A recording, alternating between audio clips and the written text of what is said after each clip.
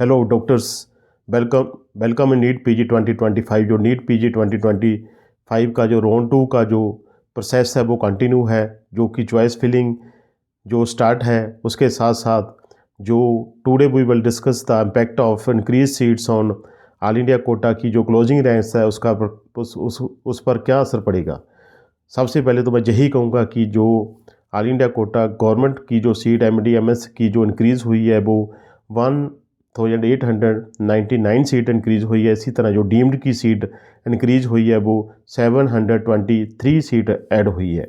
अगर हम देखें clear vacancy, virtual vacancy and new seat added in 2024 totals, अगर हम इसका टोटल लगाएं तो लास्ट ईयर ये जो टोटल सीट सी जो वैकेंट सी जो 25,661 2024 में थी। अगर दिस ईयर देखें तो ये क्लियर वैकेंसी लास्ट ईयर से इंक्रीज़ हुई है, वर्चुअल वैकेंसी लास्ट ईयर से इंक्रीज़ हुई है, न्यू सीट्स लास्ट ईयर से इंक्रीज़ हुई है। जो क्लियर वैकेंसी लास्ट ईयर से इंक्रीज़ हुई है वो 2920 है। जो वर्चुअल वैकेंसी लास्ट ईयर से इंक्रीज़ हुई है 1253 है। न्यू सीट जो लास्ट ईयर से कंपैरेटिव इंक्रीज़ हुई है 2248।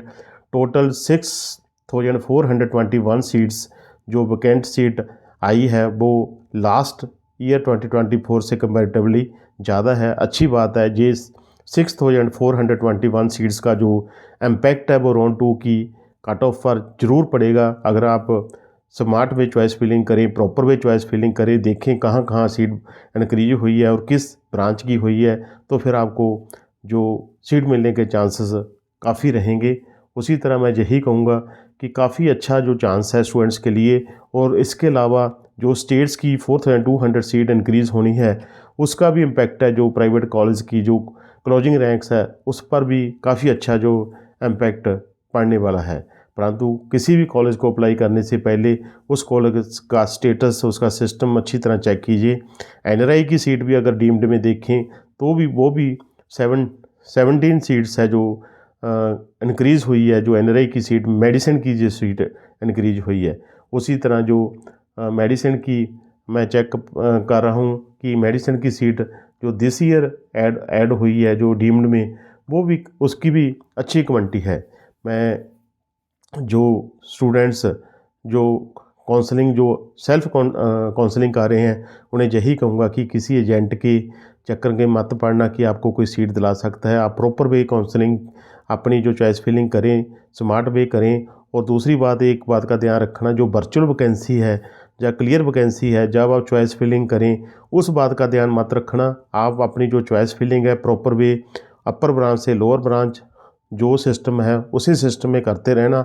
जो भी सीट खाली होगी, क्योंकि कंप्यूटर द्वारा जो सिस्टम होता है यही होता है कि ऊपर से चलता है नीचे आता है। पहले जब भी जो भी कॉलेज आपने सिमेट्री में डाले हैं उसी तरह जहाँ पर वो रुक गया वहाँ सीट अलॉट हो जाती है, उसके नीचे फिर वो नहीं जाता। अगर बाद में वो अपग्रेड कर सकते हैं वो स्टूडेंट्स जो राउंड 2 में सीट मिलेगी। इसके बाद सभी स्टूडेंट्स को जो सिक्योरिटी डिपॉजिट है, अगर आप नहीं ज्वाइन करते तो फॉरफिट होगा। इसीलिए वही कॉलेज जो आप अपनी चॉइस फिलिंग में ऐड करें जहां आप चाहते हैं कि मैं वहां पर जाऊंगा अगर मुझे सीट मिली। अदरवाइज आपको सिक्योरिटी लॉस होगा और आप अपग्रेड राउंड 3 में कर सकते हैं। जो टर्म्स एंड कंडीशंस हैं, चाहे स्टेट्स की हो चाहे ऑल इंडिया कोटा की, वो अच्छी तरह रीड करिए, प्रॉपर वीडियो देखें तो आपको सब कुछ मालूम हो जाएगा।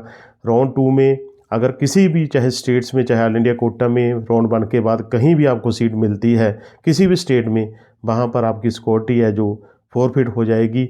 और अगर आप ज्वाइन कर लेते हैं, ज्वाइन के करने के बाद भी आप सीट छोड़ सकते हैं, परंतु वहाँ पर जो सीट रिजाइन का जो ऑप्शंस आता है, चाहे स्टेट हो चाहे ऑल इंडिया कोटा हो, समय मिलता है वहाँ पर वो आप सीट छोड़ सकते हैं।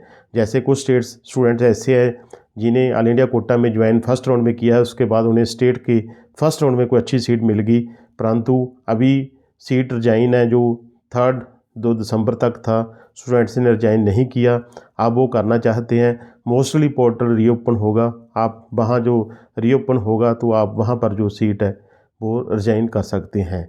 और इसके साथ वो स्टूडेंट्स जो जिन्हें पहले गवर्नमेंट के लिए अप्लाई किया था वो DNV में करना चाहते हैं, कोई बात नहीं, आप कर सकते हैं, उसमें कुछ नहीं करना।